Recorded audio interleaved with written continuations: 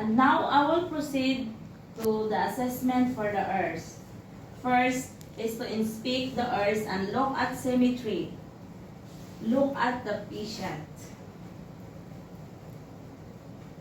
Normally, ears can vary greatly in size and shape, but it be in line with the eyes and lung. For the ears should align the eyebrows. Now we palpate the ears.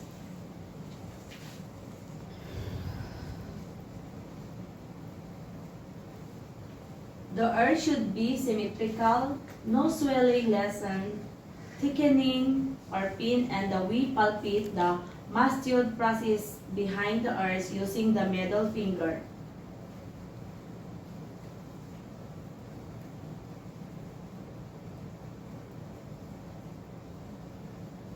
It is painful, sir?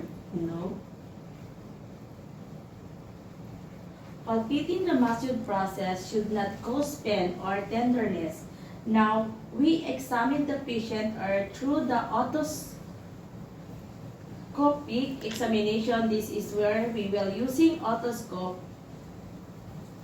Since I don't have an otoscope, I will be using my pen light as assuming that it is an otoscope and hold it in dominant hands and we proceed examining the patient ear. First is we straighten the ear canal to the straighten the ear canal of an adult client. We fold the pin up and back and to the straighten the ear canal of the child client. We fold the pin down and back.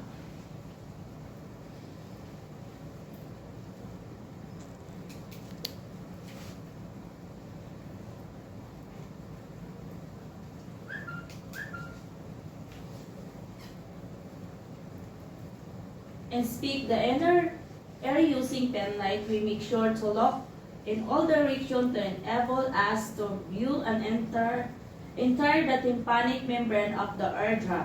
Now, we inspect the external ear canal.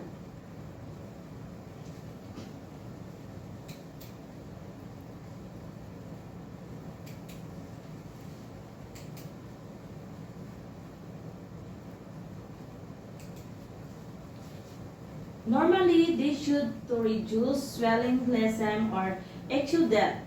Now we examine the tympanic membrane or the eardrums.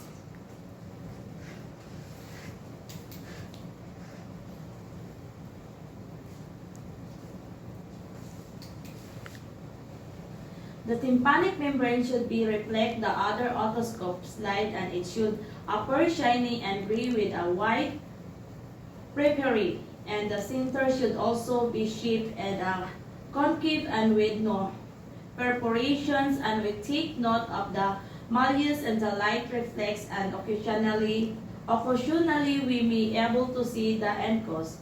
When examining the tympanic membrane, we should slowly withdraw the speculum in order to examine the other eye, and if you see an exudate, we must change the tip of the other otoscope to prevent cross contamination. Now we proceed with the hearing sparing test, which is the voice test, or also called the whisper test. Now gently we include the patient ear with our finger.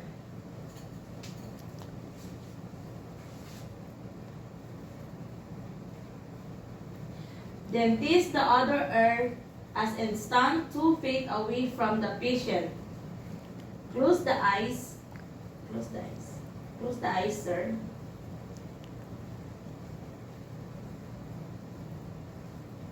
And gently wiggle our fingers, and then we let the patient repeat the 2-syllable words that I will be whispering. 7. 7. Because he already repeat the words. The normal finding is that the patient be able to repeat the words correctly. Now we assess the patient hearing by performing the Webb's test. This to assess sound transmission through the skull bone. We will be using a tuning fork that is 5 512 and 1024 hertz since it's tuning fork, and I will hold the tuning fork and the stem and strike it in the palm and immediately place in the midline of the patient's skull bone.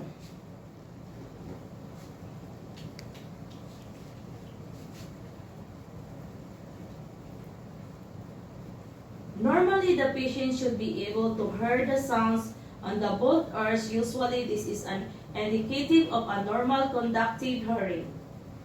Now, we move on the reading test. This is to detect problem in some way conduction or if the patient has conductive hearing loss. Conductive hearing loss is an ear problem caused by an obstruction in the ear canal. Sir, open your eyes. And use again the tuning fork. I will also strike the tuning fork in the palm and place the vibrating tuning fork and the massage proper process behind the ears.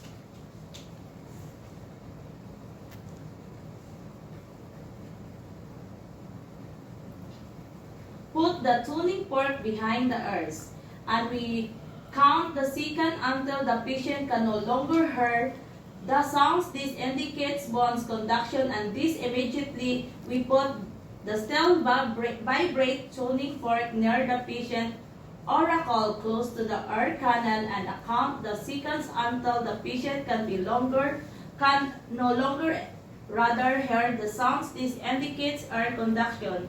Normally, the ear conduction is twice as long as the bone conduction. Document all the assessment because documentation facilitates data collection and provides accurate, correct, and timely database.